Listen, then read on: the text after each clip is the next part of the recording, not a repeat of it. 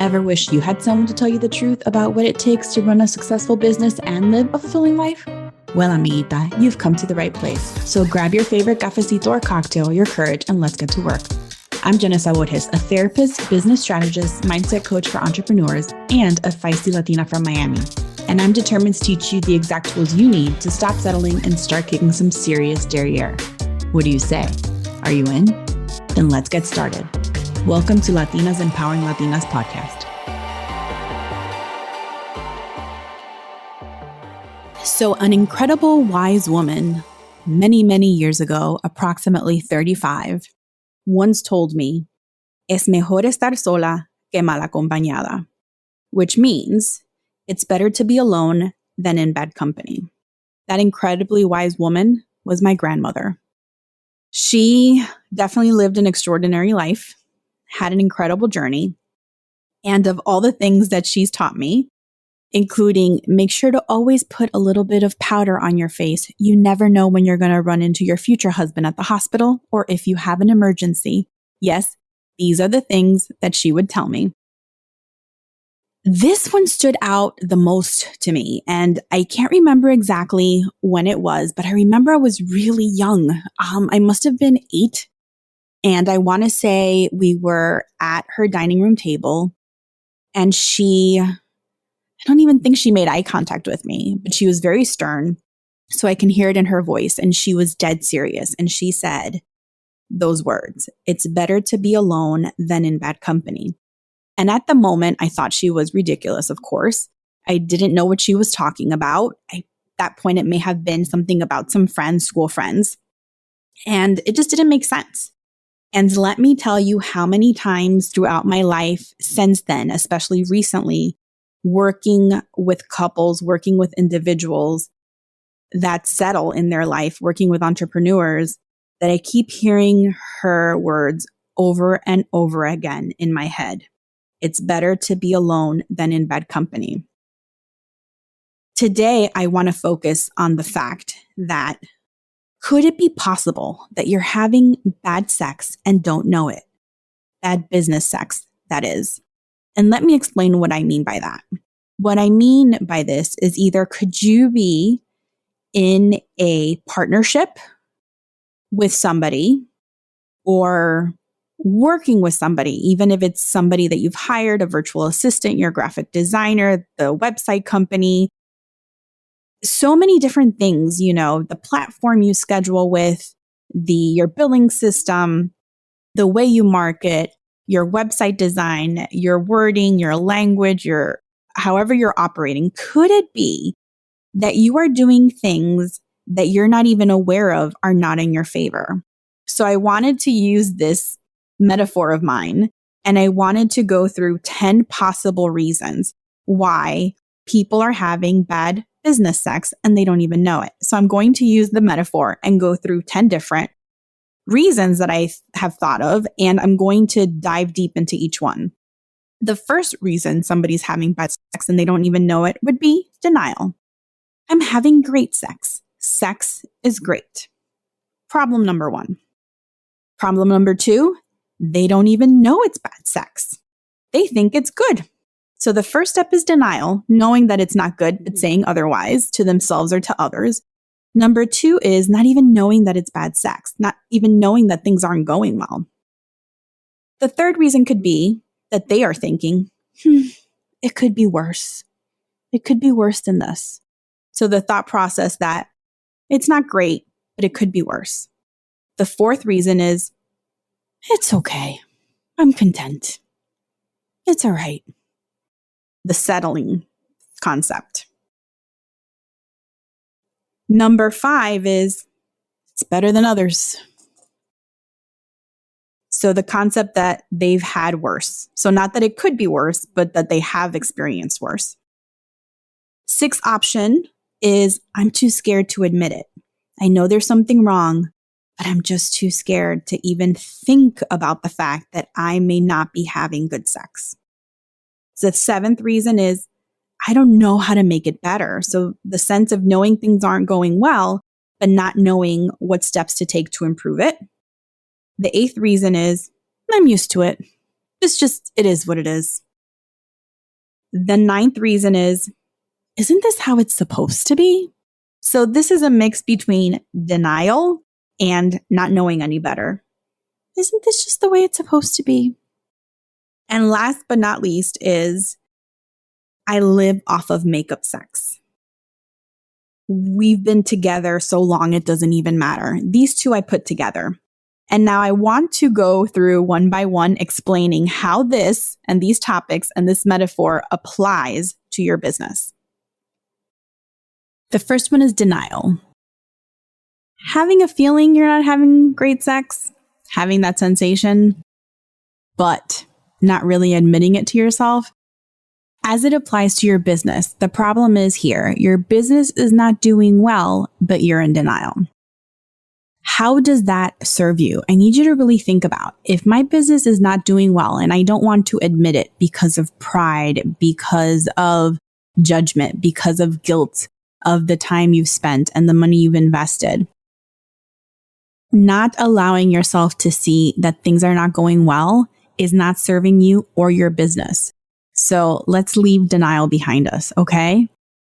Number 2 is, don't even know it is bad sex. So the first one is denial. It can seem a little confusing. The first one, denial, is knowing that it's not good, but being in denial. The second one is not even knowing it's bad. So it's having a business that you think is going well, that you think is up to par, that you think you've invested everything that you can emotionally or time-wise, or insofar as the people working with you or for you or collaborations, and not even knowing that your business is not doing as well as it can be doing. And again, that does not set you up for success. Number 3, it could be worse. So thinking, my business isn't great, but it could be worse. Again, how does that serve you? If your business isn't doing great, but it could be worse, listen, almost anything in life could be worse. Worst piece of cake, worst piece of outfit, worst vacation, anything and everything could be worse. But just because things could be worse doesn't mean you should settle for where it's at now. So if this is you and your business, you definitely need to take an inventory about, just because it's not worse doesn't mean it's good. Okay? Can we agree on that one? Number 4 is, it's okay. I'm content. So the settling. I'm settling in my business. We've passed the denial. We know it's happening. We know it could be worse, but we're just kind of settling. It's all right. It's okay. I'm content. There's nothing worse than thinking and settling on anything. I am a huge anti-settling person. My husband may very well feel that I settle for nothing ever because I'm always wanting to perfect or explore or experience and try something new. I know I drive him crazy all the time. But the reality is, if I was settling in life, if I wasn't growing, if I wasn't changing, if I wasn't experimenting, if I wasn't learning, if I wasn't touching lives, I wouldn't feel fulfilled. So settling doesn't work for me. It's a foreign concept, but I hear about it all the time in my practice and when I work with entrepreneurs. So settling in your business, if you're settling, it's time to check out and do something different. Number 5 is, it's better than others. So your business, it's better than others, right? Especially now, there's COVID, businesses are closing, businesses are filing for bankruptcy, major companies and organizations. So your business, it's doing better than others. Congratulations, it could still be better. Are you fulfilled with it? Is it doing what you hoped it would do? Is it where you want it to be? Just because your business is better than others doesn't mean that you shouldn't give it the love, attention, and nurturing that it deserves, right? Number 6, I'm too scared to admit it. This I see a lot. A lot of the mindset work that I do with entrepreneurs is there's this underlying fear behind admitting, right? That goes back to number 1, denial, admitting that I don't want to admit that I'm not doing this right. I don't want to admit that my business is not doing well. I don't want to admit that this relationship in my business isn't working. I don't want to admit that this collaboration isn't going well. I don't want to admit that my business partner and I aren't agreeing. I don't want to admit that I'm losing more money than I'm making. By not wanting to admit it, it is almost more dangerous than denial because there's a sense of knowing. There's a sense of wanting to hide and not own the fact that you're not doing well. But the problem is, as with anything in life, if you don't own the fact that you are not doing well, if you don't own the fact that there are mistakes to be fixed, you're probably not going to change them. And that is not helping you. Number 7, I don't know how to make it better. Now, I can get behind this. I can get behind this because a lot of times entrepreneurs aren't sure how to fix it. They feel like they've taken all the courses, they've downloaded all the freebies, they've worked through all the content. They go back to the courses they've purchased. They go back again. They've tried all these different things. They've changed business partners. They've changed VAs. They've changed platforms. And they feel like they've tried it all and they just don't know how to make it better. And I will challenge you to say the fact that you're owning that you're not happy, that it's not doing well, that it could be better, that you are admitting it. If you don't know how to make it better, then we will find a way to make it better. We will do everything. We will explore. We will research, because I am such a believer that very rarely in life have we literally tried it all. I have an old supervisor that I refer back to every once in a while in my brain who always used to tell me, people always have options. They may not like their options, but they always have them. This comes up in my practice. It comes up in my coaching. It comes up with entrepreneurs overall. And not knowing how to make it better initially feels frustrating, but here's the beauty in this. The fact that you're trying to look for solutions means that you're working on it. So don't quit. You can feel exhausted. You can need a timeout. You can lean into other people, lean into other circles, work with whoever you have to, dig deeper internally, dig deeper outside of yourself. But I promise you, you will find a way to make it better if you continue to push through, if you continue to pivot and change. Number 8, I'm used to it. This is my business. It's the sense of being content, a little bit of settling. It's a little bit of combination. I'm just used to it. It is what it is. If every business settles with the thought of, I'm used to it, it is what it is, this is just life, this is just my business, then you are losing out. Because I promise you that there is someone who is motivated, determined, energetic, creative, who is trying to find a better way to serve your clients, to provide a different service, to perfect that product. Just look at the car industry, right? There are so many cars are not my main hub, but there are so many different car companies. And within each car company, there's different styles of cars. And then within the different cars, there's different models. And then the next year, the same company is coming up with an upgraded model of car. And it's not about trading in constantly in life, but just because you're used to something doesn't mean you can't make it better. Doesn't mean that you can't be more fulfilled. It doesn't mean that you're done. So just because you're used to the way that your business is running doesn't mean that it's running as smoothly and effectively and in the best way it can run to provide for your consumer or to fulfill you as its creator. Remember that. Number 9, isn't this how it's supposed to be? Again, we go back to like overlapping. This is a little bit of like denial and a little bit of settling and a little bit of content. Isn't this how it's supposed to be? I find it hard pressed that other than some typical roles in life, everything isn't how it's supposed to be. I don't believe in that either. I believe that things are how you make them.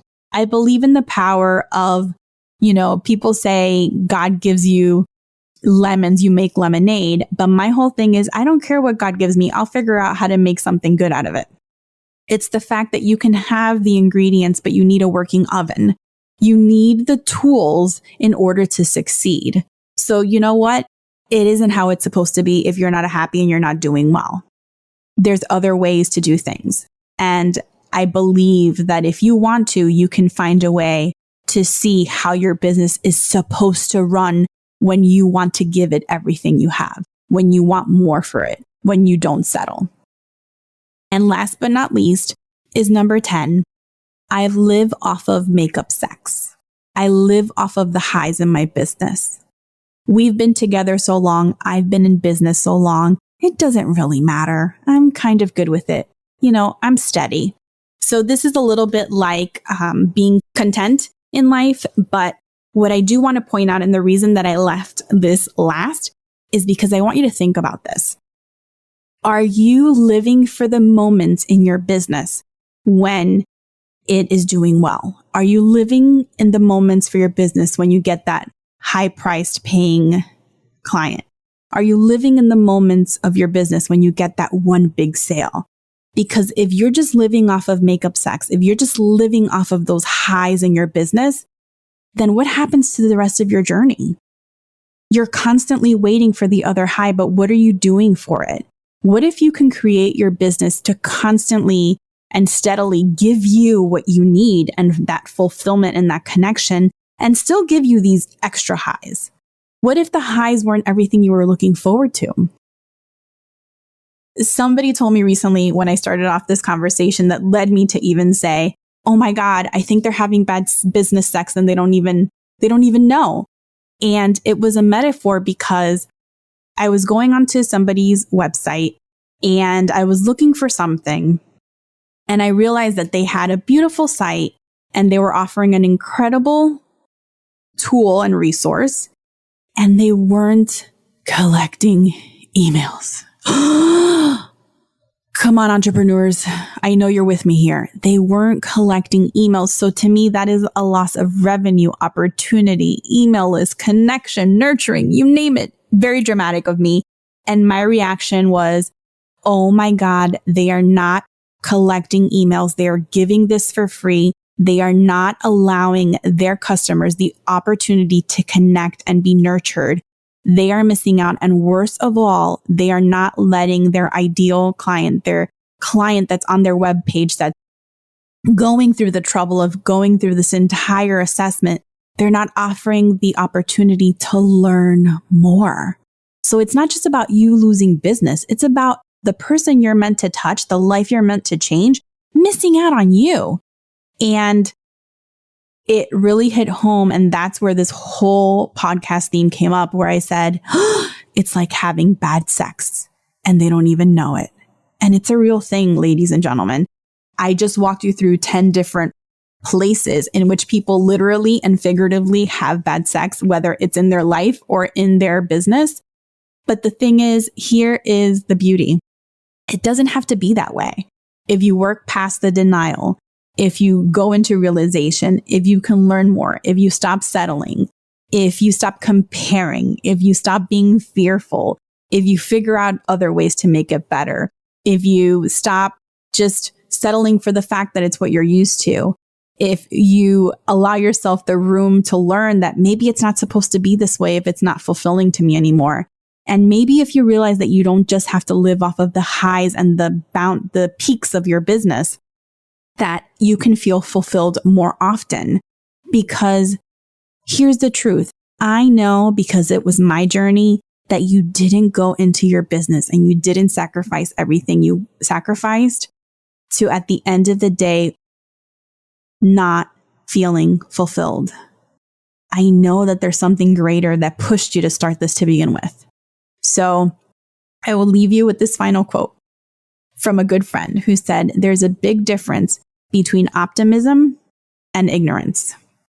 So I want you to be optimistic with the fact that your business can do better and that you can do better for others.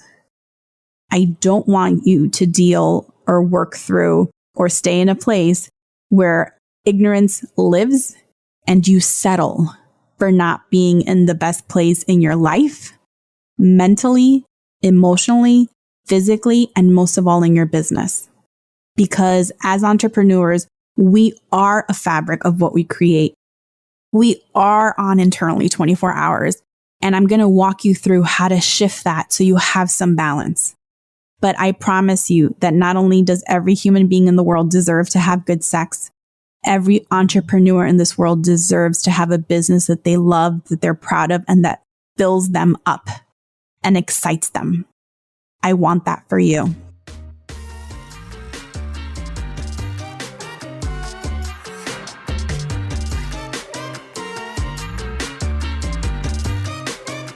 Thank you so much for joining me today. I am so excited you tuned in. The best way to find out the second a new episode is released and receive all the valuable tools and actionable steps I share is to subscribe to the podcast, so make sure you do that. Sending you so much love. Until next time. Bye.